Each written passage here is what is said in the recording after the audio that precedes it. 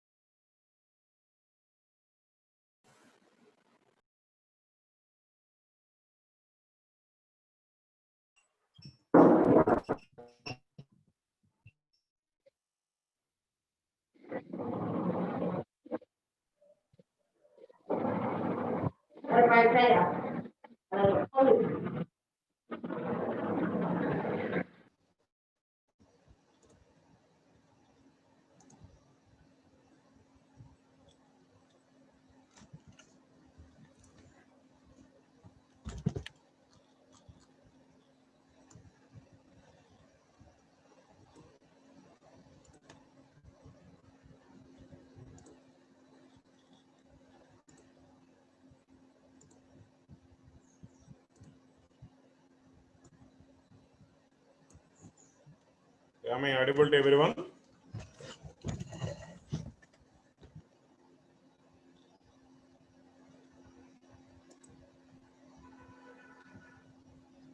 Am I audible?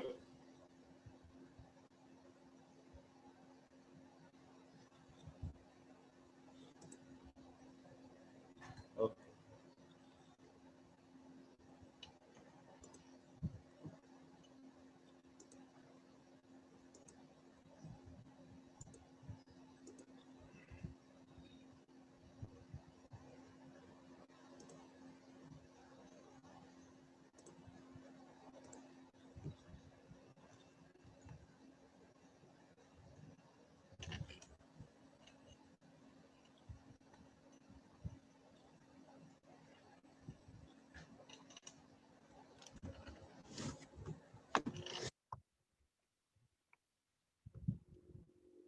Right, in the last class, we have discussed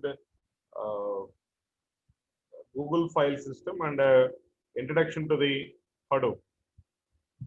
Hadoop is also very similar to the Google file system in terms of functionality, uh, whereas Google file system is developed for the handling data at Google only, whereas Hadoop is a open source framework which can solve all general problems. So, and it is used by so many companies, so many organizations as of now, and even we have seen some of the companies, some of the organizations which they are using Hadoop, right?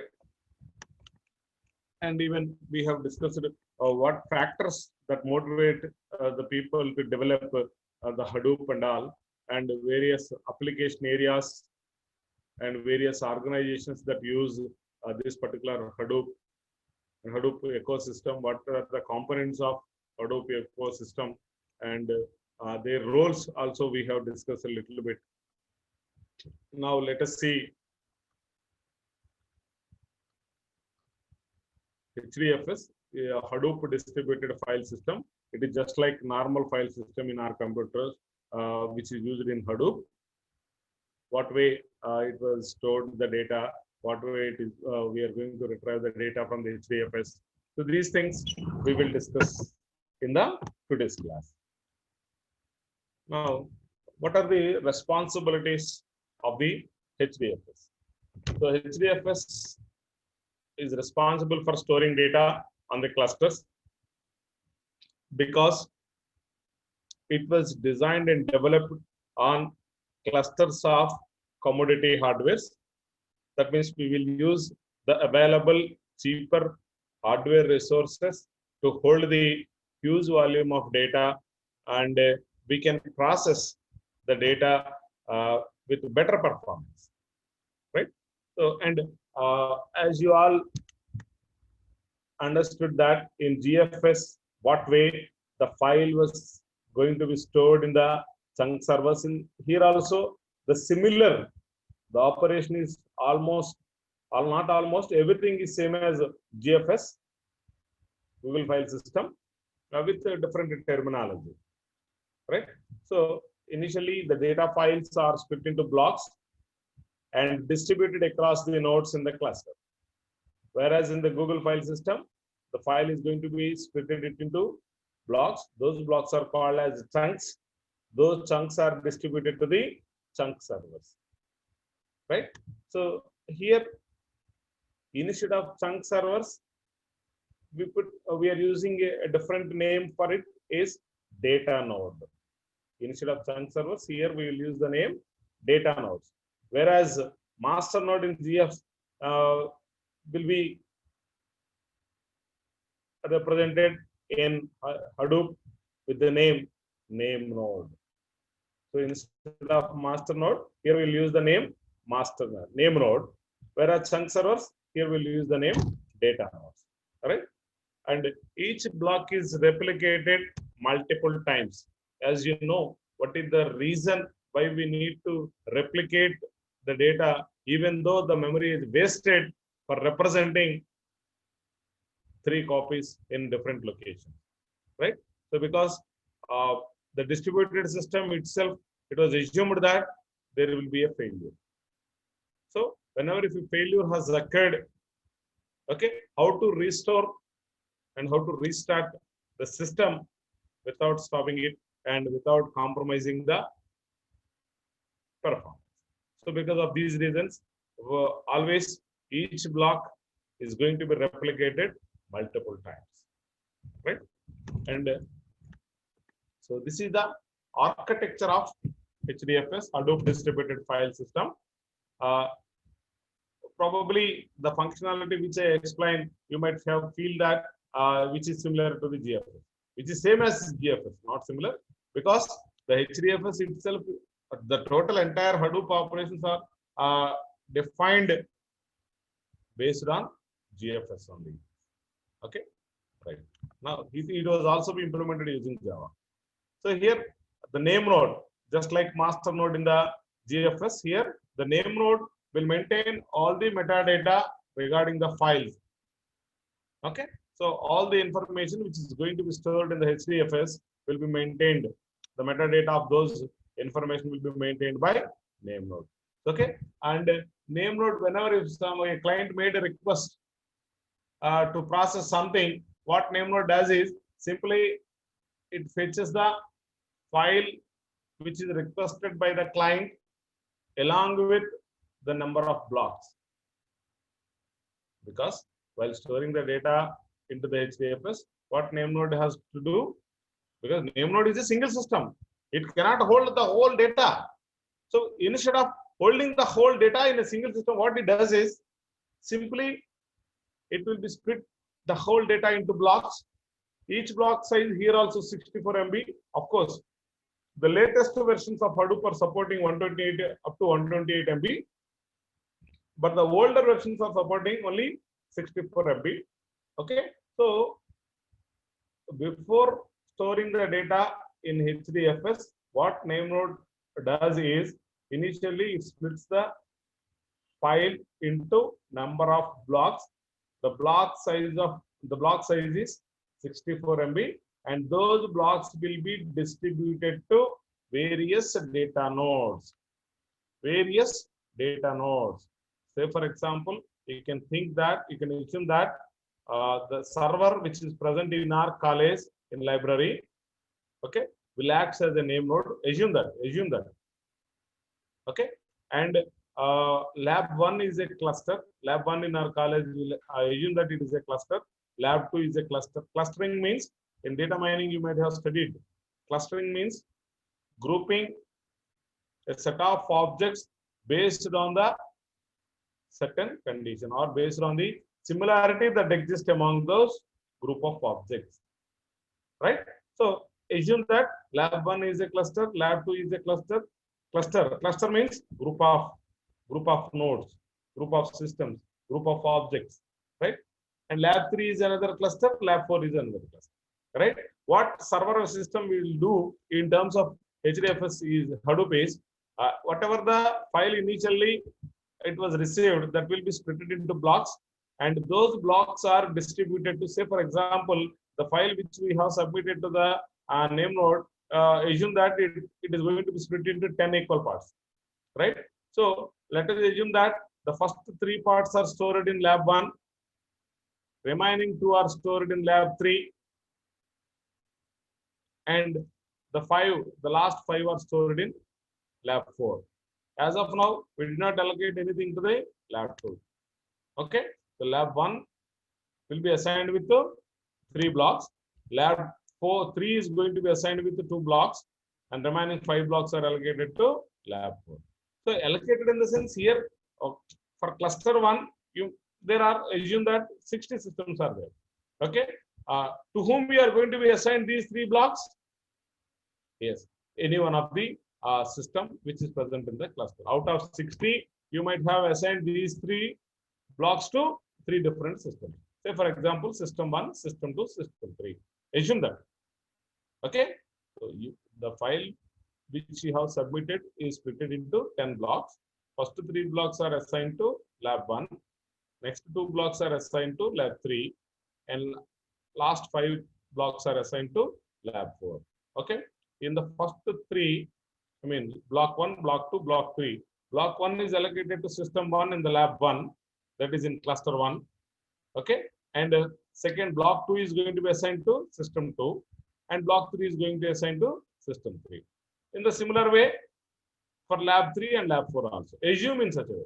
Okay, so here what the job of the name node is, initially it will be splitted and allocated, distributed by following the proper balancing mechanism. Proper balancing mechanism. There should be no partiality that exists among the clusters. Okay, while distributing the task to all the clusters, it is supposed to maintain the balance. Okay, if it is not following the balance, what happens is it reduces the throughput. So that is the reason by following proper balancing mechanism. Still, a lot of research is going on in the balancing mechanism. There are so many algorithms have been developed how to balance the load that exists among the, while distributing it to the various nodes, right? So now assume that these are the 3 systems which are present in our lab 1. This is the system 1, this is system 2. All of you observe the screen, please. This is the system 1, system 2, and system 2. System 1 is allocated with block 1, system 2 is allocated with block 2, and system 3 is allocated with block 3. So now, whatever the block that it was assigned will be physically stored in the system 1 in lab 1. And the second block will be stored in system 2 of lab 1. And third block will be stored in system 3 of lab 1, right? So in such a way, physically, the data node is going to hold physically the data, right? So whatever the information which you are going to be stored into HDFS will be stored in data nodes only, okay? And assume that this is the lab 3, system 1 in lab 3, system 2 in the lab 3. Fourth block is assigned to this particular system 1 of lab 3, and fifth block is assigned to system 2 of lab 4. So now, in such a way, the total file will be stored into the database rather than keeping the whole information at single place. Here our target is we are able to store the files irrespective of their size in our architecture, and we are able to process it. That is our target. So in this way, splitting the data and allocating it to different nodes in order to keep them, we are able to accommodate the data, and then we'll look at about the process little bit later. As of now, how to store the information into the HDFS, you just observe, right? So as in the GFS we have discussed, GFS is defined or designed to perform system to system interaction rather than user to system interaction. So in a similar way, here also the same. Whenever if a client make a request to the name node, directly it will not do anything. Just simply what name node will supply is whatever the file that he requests. Suppose I want to read something, one file from the HDFS. What I have to do? I'll make a request. I want to open that particular so-and-so xyz.txt file. So what name node does is, because nothing is there with the name node, only the information which is available with the name node is what is the name of the file, how many number of blocks it was splitted, and to whom it was assigned. This information is available with the name node itself. Physically, it was not available at name node. Name node is also a computer. You can assume that. Maybe it is a server or maybe it is an ordinary computer. Okay. So that is the reason what name node does is whatever the information that is available in the memory of the name node, that means the file name and the blocks to which it was allocated. Okay. Or simply you can imagine that the file name and the data nodes, list of data nodes where the blocks are available. This information will be supplied to the client when he made a request to read a file. Okay. Automatically, the client what does is he will submit, the client itself submits the data to the data nodes. Whatever the data that the client received from the name node will be submitted to data nodes to retrieve the data, in order to retrieve the data. Okay. So in such a way, we can read the data from the client. Okay. Similarly, we can write the data into the data nodes also. First, we will submit it to the name node. Name node will implement the process of splitting the data and all the things, and again it passes the information to whom it is supposed to store the data. So in that way, the information will be stored into the data node. So here, with the help of name node and data node, we are able to write the data into the HDFS and we can read the data. Okay, it follows just simply you just write once and you can read many times the policy. Okay. Okay. Now that is about the HDFS architecture. Okay. And the basic concepts are HDFS is a file system written in Java based on the Google file system. Okay. It was developed based on Google file system. It provides redundant storage for massive amounts of data. Correct? As we have discussed, there is no limitation for the file sizes. Right?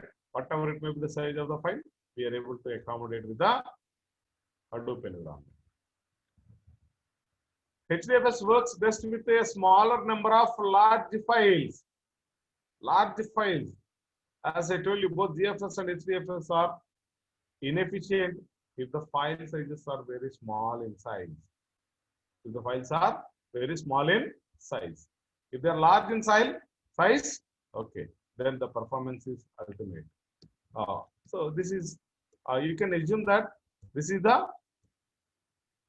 information you are supposed to be assume in your brains, like millions as opposed to billions of files, and typically 100 MB or more files. That means that is that much of size of files are also be, we can consider it here as an ordinary file, right? Files in HDFS are write once, as I told you, optimized for streaming reads of large files and not random reads. Of course, this point also we have discussed while discussing the GFS. What is the benefit of allowing large streaming reads and small number of random reads, right? Because streaming, with the help of streaming, we are able to retrieve the data from the simultaneous contiguous memory locations, so that it reduces the uh, traveling time when compared with the random reads. And then, how the files are stored in HDFS is, files are split into blocks. Blocks are split across many machines at load time.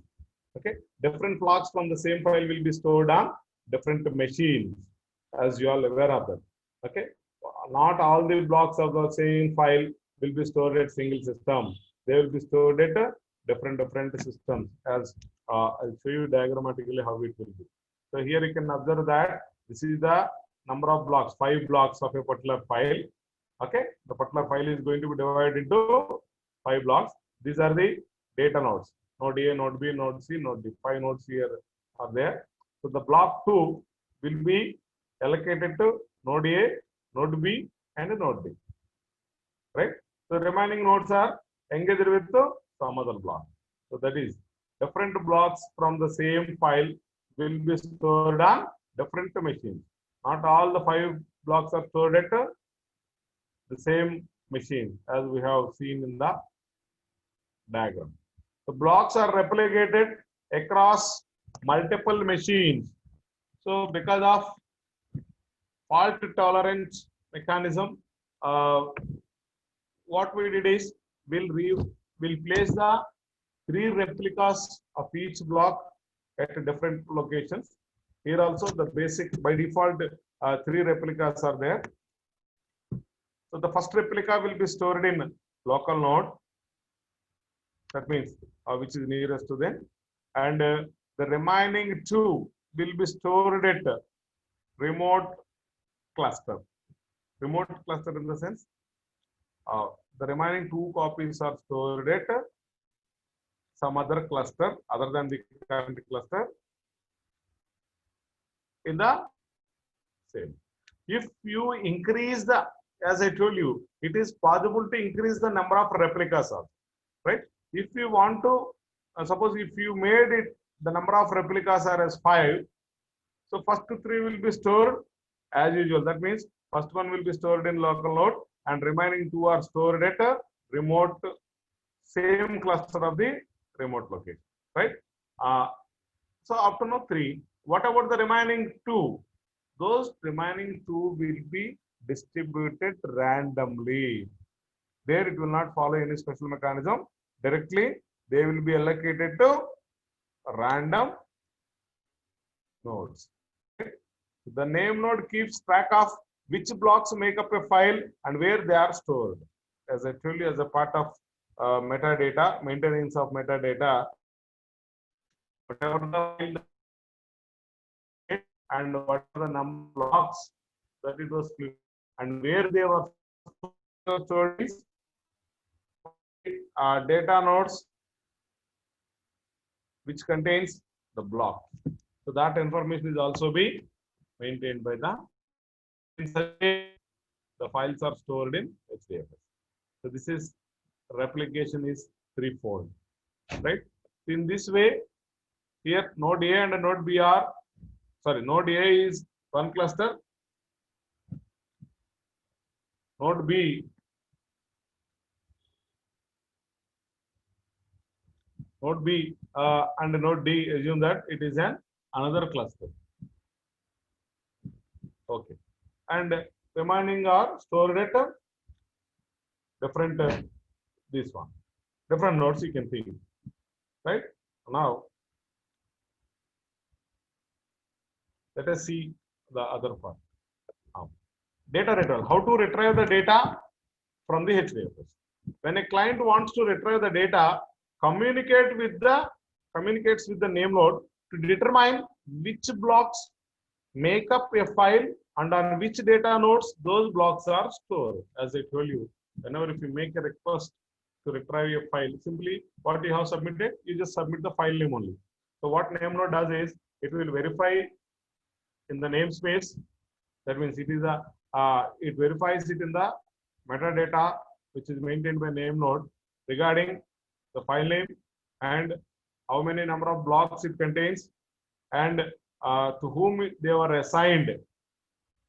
That means data nodes, data node 1, data node 2, data node 3.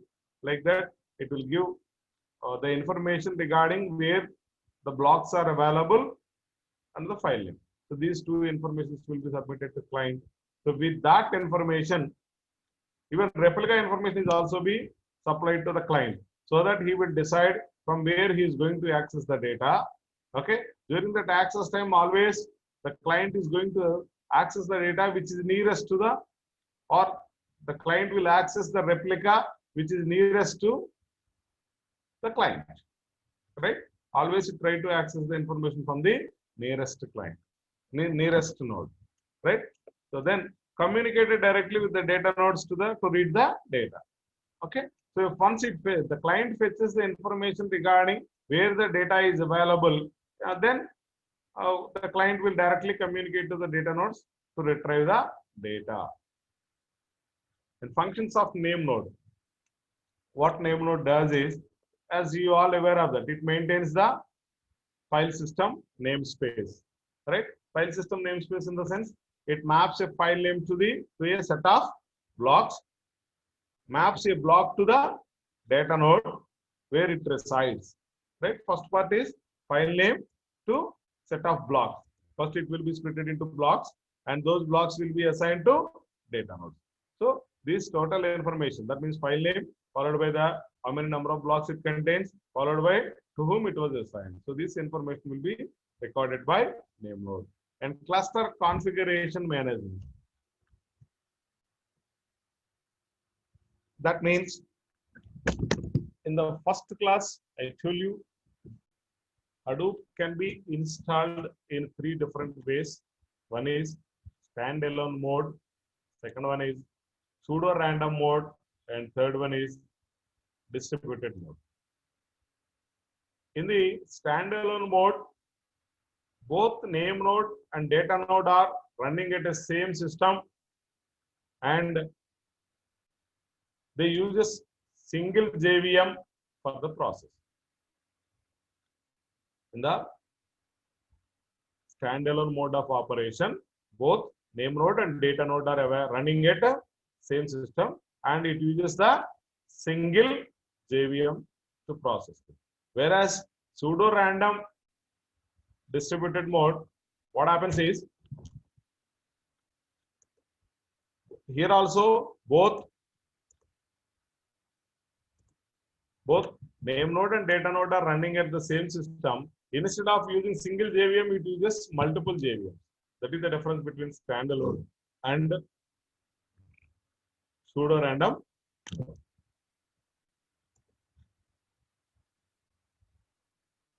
And in the distributed mode,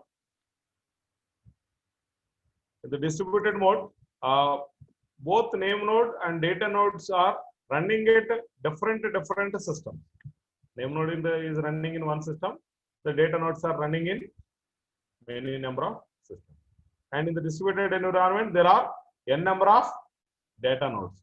Whereas in standalone and pseudo random, will use only single data node or maybe 2 data nodes. Whereas in the distributed environment, there is no limitation for the data nodes. Okay. So those are the 3 different modes of installation. Very soon, after completion of this 3FS basics and all, we will try to understand three configuration managements, three models also.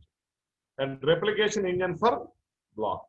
So how do we place those blocks into different load balancing, and how to maintain the information regarding where the blocks are available. So these all the information will be maintained by name node.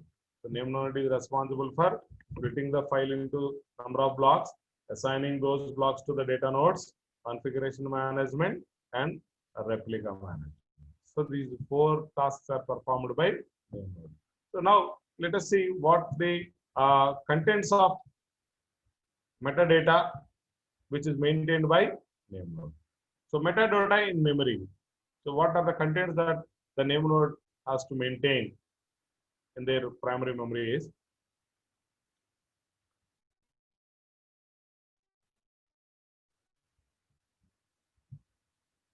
the entire metadata is in main memory. So the whole information regarding metadata will be stored in main memory. So no demand paging of metadata.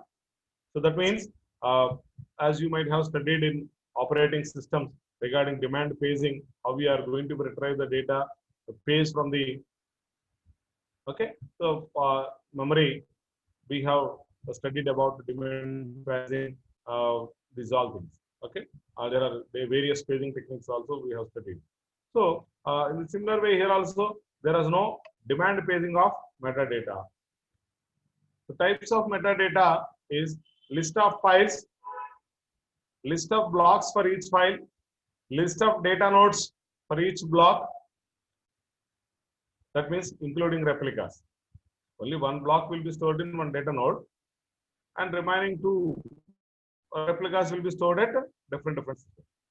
And file attributes like creation time, replication factor. That means if you increase the replication factor, that is instead of 3, you make it as a 5. Okay. So these all information will be maintained in a name node. And a transaction log. It is a very, very important in terms of metadata, because whenever if a system gets failed, if the name failed, so in that situation, while restoring the name node and restarting it, it acts as a key factor. So it records file creations, file deletions, etc. And because of the information available at transaction log regarding deletion, okay, whenever if you delete a file from the memory, what happens? It frees the space. Okay.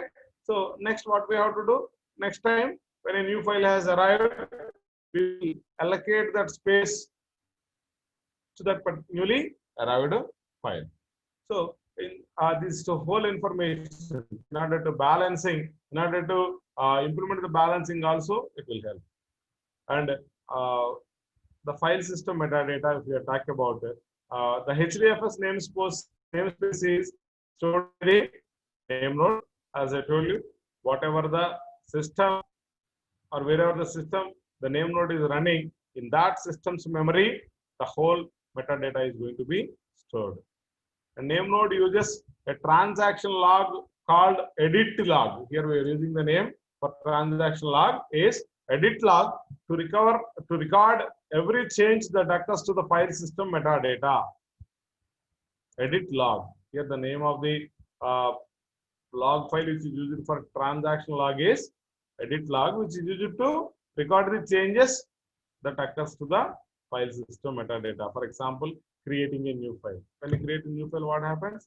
That index, new file name, and where it is supposed to be stored, and all these information need to be updated or not. So that is all. And changing replication factor of a file. Previously it was 3. Now if you change it as a 5, what happens? That need to be recorded. Right? Edit log is stored in the name node's local file system. Okay. Always the whole information is stored at name node's local file system. That means name node's memory. The entire file system namespace, including mapping of blocks of files and file system properties, is stored in a file FS image. This is also very important whenever if a name node gets failed. Okay. So the whole information regarding the number of blocks of a file and to whom it was assigned, these all things are maintained in a FS image file. which is stored in the name nodes local file. Right? Next, data node. Another important building block of HDFS is data node. It acts as a block server. That means it is whole and sole responsible person for the whole block which is assigned to it. That means what it does is whatever the block which is allocated to the data node, okay, so that block will be physically stored at a data node's local memory, right? As I told you, name node just simply splits into blocks, and those blocks will be distributed to various data nodes. So once it receives the data from the name node, what it has to do? It needs to be stored in its memory, and whatever the operation that it is supposed to be performed on the data is also done by that particular block.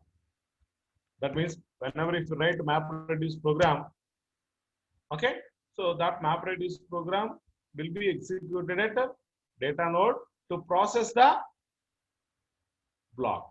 Similarly, there are number of blocks are allocated to some other data nodes are also. So in all the cases, in all the places, parallelly it was executed. Parallelly it was executed. That execution process we can call here itself as a task manager. Okay, task tracker, which tracks the execution of the task. Suppose if they are working properly or not, if there any error is occurred, it supervises the whole process which is going on in the processing of a block inside the data node, right? And it stores metadata of a block. Here we will use CRC check, cyclic redundant check. We have studied in computer networks in data link layer, where to find out the error detection, there we have implemented this CRC, right? Here also we'll use the same mechanism for security, right? And it serves data and metadata to clients. Okay. Whenever if the user requests to that data node to send the data, reading of the operation we have seen previously. Reading in the sense, client makes a request to the name node will give the information regarding the file name and the data node names where the data is available. So what client has to do next? After getting the data from the name node, he directly contacts the data nodes to transmit the data, right? So that is called as this particular. And block report periodically sends a report of all existing blocks to the name node. As you are aware of that, it is the responsibility of the data nodes. They have to supply heartbeats to the name node. Heartbeats means it's some controlling information which is supplied to the name node regarding their existence. Okay, whenever the name node receives a heartbeat from a particular data node, yes, this particular data node is running properly without any problems. In such a way, it understood. Whenever if it is not received anything, immediately what it understood? Okay, there is a problem with this data node. So that's why we need to activate another system where the secondary copy is available. Okay, in such a way it is used. So continuously by listening the heartbeats of the data nodes, so the system, the name node is going to understand the availability of the resources, right? In the GFS, it gives the, it takes the opinion from the chunk servers for every 60 seconds, but here it was reduced to 3 seconds, right? And the facilities pipelining of data, which forwards the data to other specified data nodes. As we have discussed in the fault tolerant implementation of fault tolerance in GFS, or even Hadoop, whenever if the name node gets failed, whenever the assume that the name node gets failed, what happens in that case? because this is the entry point into the HDFS.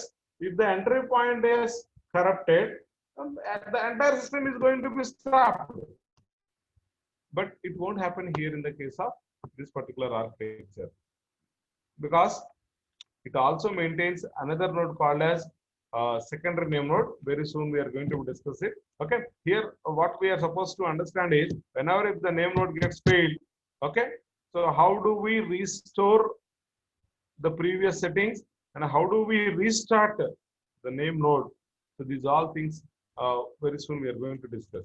Okay, and then just remember that forwards the data to other specified data nodes. So here what happens is, whenever if a data node is updated its block, the same is communicated to the other places where the same blocks are available. Because whenever if a name node gets failed, it polls, it asks all the data nodes to send the information regarding the blocks which are available with them.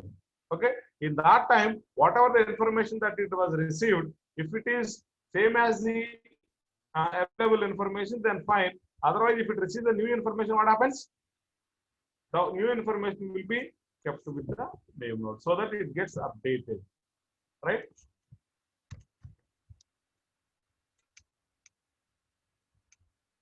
So block placement. What is the current strategy of block placement, as we have discussed in the previous slide? One replica on local node, second replica on a remote track, third replica is also on same remote track. Wherever the second copy is available, the second copy is also available at the same node. Additional replicas are randomly placed. As I told you, when you increase the replica size from 3 to 5, the last two replicas are placed or distributed randomly to the other nodes. The clients read from nearest replicas. This also we have discussed. Would like to make this policy flexible, easily adaptable mechanism we have to develop. Right? Heartbeats. Anyway, you know what do you mean by heartbeat? What is the necessity of heartbeat? What it does based on the heartbeats? What name node does based on the heartbeats? These things you already know. So here the time boundary is 3 seconds, whereas GFS it is 60 seconds.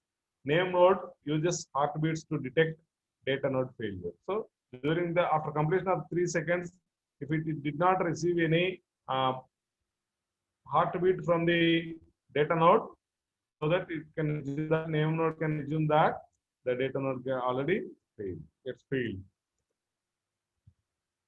And secondary name node, as I told you, in the case of name node failure, it is not an alternative, or it will not act as a name node. Only the thing that it maintains is the important information which is essential to restart will be maintained as a backup server.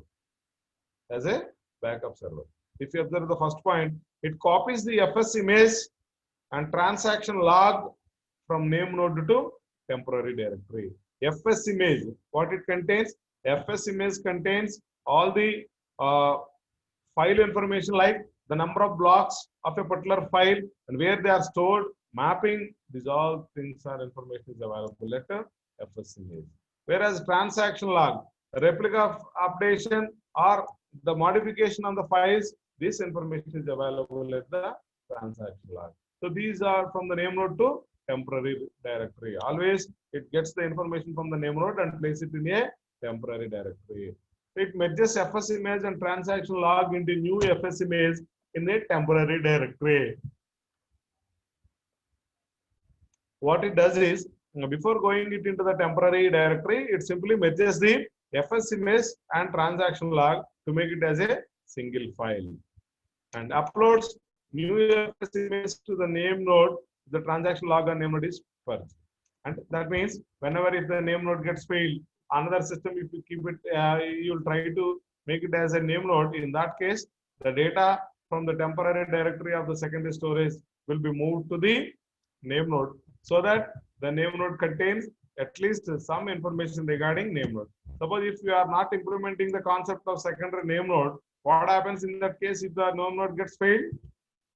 The entire system is going to be collapsed. To avoid it, people developed this mechanism. right? So that is about HDFS. And then MapReduce, we will see. As you are aware of that, MapReduce is a programming model. With that, we will try to implement various kinds of analytics. For that, we need to follow a different approach. So we will discuss the different approach in next class. Just we will look at the important points regarding MapReduce. The method for distributing computation across multiple nodes. So it defines the methodology of for distribution of these tasks to the various nodes on the cluster. And each node processes the data that it is stored at that node. As I told you, data node is responsible for physically processing the data which is available with that particular data node. And it consists of two phases. One is main phase and another one is, sorry, not main, map phase and reduce phase. Map and reduce. So, automatic parallelization and distribution. As you know that the blocks are stored in various data nodes, okay? And whatever the program that you have developed, MapReduce program you have developed, that will be executed in all the nodes. So that parallelly, all your blocks are going to be executed, okay? And distribution is also be done with the same way. On fault tolerance, as I told you, it is an important essential, because when you are working with chip hardware and all, it is essential to define the mechanism. What way you are going to handle from the crash recovery, handle the system from the crash recovery. And it provides a clean abstraction for programmers to use, right? You are very good experts in the area of developing programs in C, C++, Java, and Python. Now, you can easily understand how to write the programs using MapReduce programming model, right? So this is the large file, and that large file it is split into blocks. Here 4 blocks are split. Okay, each block is submitted to MapReduce, and MapReduce will produce some output. So those outputs are consolidated and shuffled, combined by the reducer methods, and each reducer method will produce certain outputs. So this is the MapReduce functionality, right? So in the next class, we will discuss in detail about how to develop the MapReduce programs. Okay, what way they are supposed to be executed. These all things we will discuss in the class. And coming to the today's absentees, class absentees are roll number 2, 15, 19, 28, 30, 51, 61, and 72. Hope is it clear or not? Right. Any queries?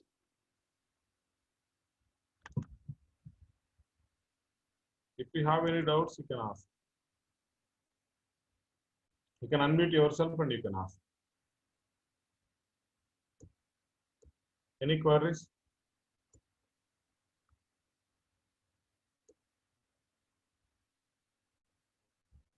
Are you able to unmute it or not? Anyone have to please check it out? Are you able to unmute it or not? And drop the message. Yeah. Are you able to unmute it? 549 has unmuted.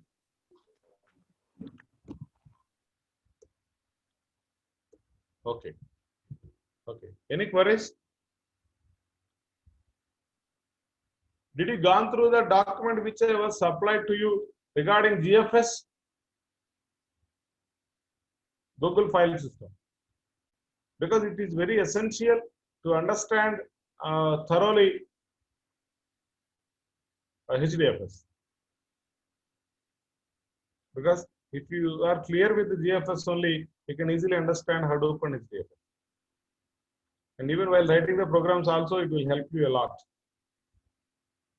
It reduces some sort of confusions in programming. So, any queries? If you go through it, then it is fine. Otherwise, you just look it out once again. If not, you just go through the document and try to recollect the functionalities of GFS. And the same you try to apply for the HDFS, so that you may come across with some queries. So those will be resolved in the next class. But any queries?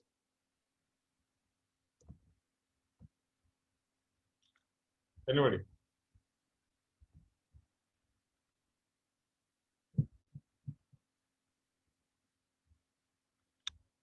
No queries.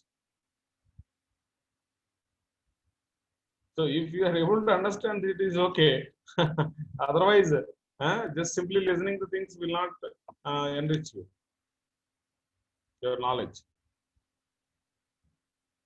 Okay. Now I will end the session.